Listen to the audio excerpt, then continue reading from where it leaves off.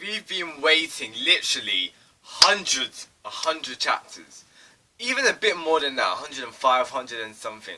We've been waiting a long time for this. For this massive reveal, for Bakugou finally realizing, for Bakugou stating out the obvious pretty much. And I'm saying obvious because I'm going to get to it in a second. But Bakugou has basically just confirmed one of the big things which we've been waiting for as fans from the start of this series, and that is him realizing that Deku's power came from All Might. That Deku is the next bearer of One for All. So, guys, this is massive for a Boku no Hero fan moment when we're reading this chapter, honestly, because it puts a lot of things into perspective, and it's just like, well, what's next? Like, what is gonna happen after this? What is next? So, this chapter, Boku no Hero Academia 117?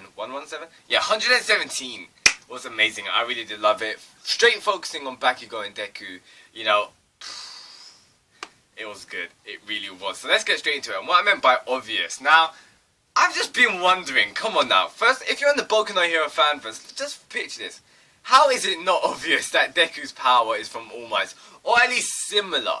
Now, I know that in the start of this series, like in chapter 13, around like the very start of this series, Tsuyu practically was like to Deku, your power is similar to All Might's, and then Deku was just like, whoa, no, it's not, all that kind of stuff, and I'm just like thinking like, come on, like, draw up the dots. You don't have to be freaking Sherlock Holmes to get this, but like, you should be able to see some parallels at least, like Tsuyu.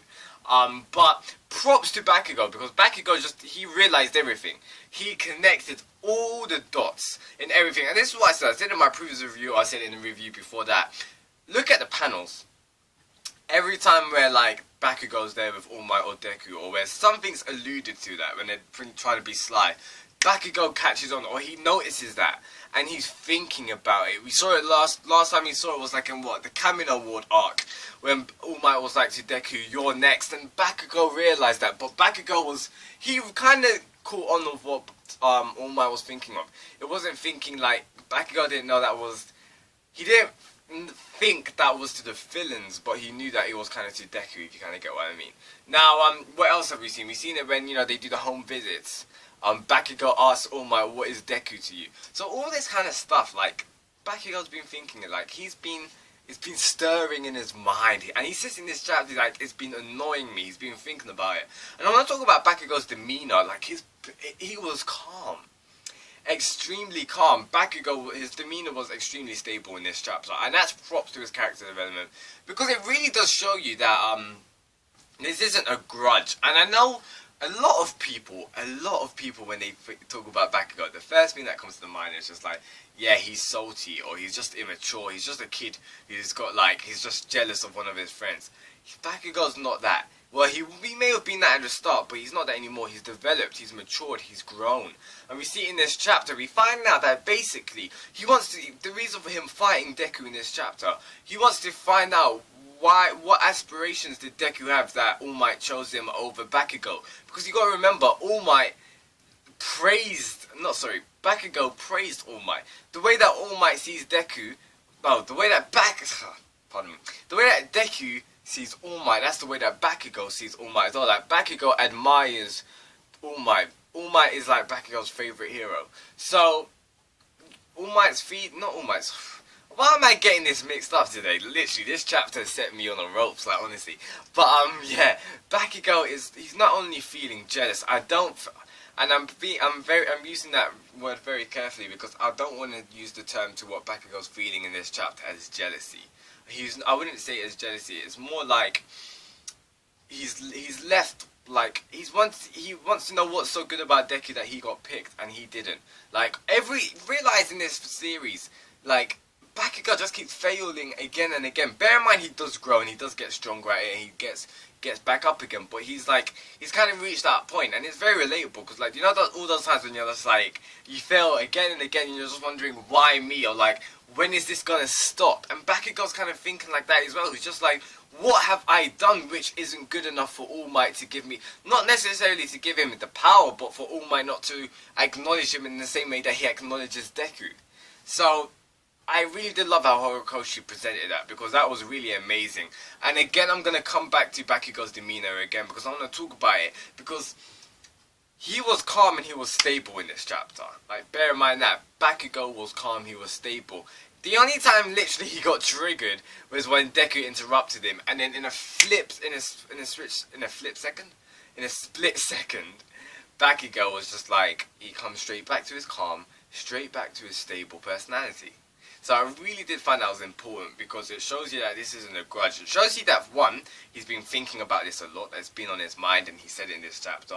Two, it's not something that he's not emotionally triggered by this. And when I mean emotionally triggered, I mean like, it's not something like he's got a grudge over it. It's not something like, oh, this is annoying me. It's not that. It's something more deeper than that. And he's trying to, now he's actually going from, he's trying to get to this stage of an understanding Deku, of understanding why Deku got the powers. That's what he's doing right now. So he's not annoyed. He's not angry. He is angry, but he's kind of maintaining his composure. And I really did like that, because it shows you, like, let's go back to the first time Bakugou and Deku first fought in what, like chapter 9? Chapter 8, around that time. Like, whoa, think of Bakugou's personality. Now, if that is so far back, maybe if you also watched the anime, remember in like episode 7, when Bakugou and Deku was fighting, remember Bakugou's demeanor, the way he was going at it against Deku, and it was extremely different to the way he was doing it in this chapter. The way Bakugou was carrying himself, it draws parallels to the way he did it, how many, like 80, 90 chapters ago. So it does show you the strength that Bakugou has took in his character, and it really is amazing. Now, I may be a bit biased because I am a Bakugou fanboy, but my initial reaction, and I really do like to talk about my initial reactions when I read this chapter, because I really do find that's important. Not my initial reaction, but people's initial reaction when they think of the chapter. Because when you read something, like, your initial thing, that's the first thing which, like, that's the first emotion which is evoked from you. That's like the first thing which you get from that chapter or something like that. Now, my initial reaction when I read it, I was just like to Bakugou, really? You're doing this? Like, I do feel like this is gonna, a lot of people in the fan base are gonna be really, gonna view what Bakugou did in this chapter as not immature, but a bit salty. Mainly, aka, yes, immature. That Bakugou's carrying a grudge, he's just doing this out of a petty, competitive spirit, all of that kind of stuff. That was my initial reaction, it really was. And it's kind of interesting now that obviously me rereading the chapter again, seeing where Bakugou's coming from, seeing how he just wants to understand. It's interesting to see how maybe that's how, not just my opinion, but maybe that's how the fan base primary opinion of Bakugou was from the start of the series. Because remember at the start, yes, Bakugou was a bully, but our opinion kind of did stick with that. Our initial reaction did stick with Bakugou's character, of us thinking of him just being petty or being salty against Deku. But maybe it's more than that. Bakugou's a smart kid, and like, a lot of the fans still have that kind of grudge. Not a grudge, but they still have that feeling of Bakugou still being the same guy as he was at the start of the series, and I truly don't think he is.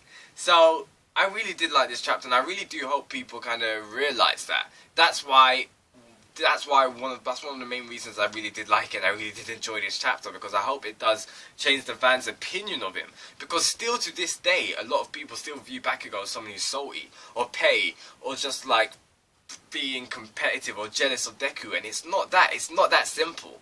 Horikoshi is not that bad of a writer to create a character who's got such small depth of feelings. Nah, Horikoshi's better than that, and we see it in the production of Bakugou.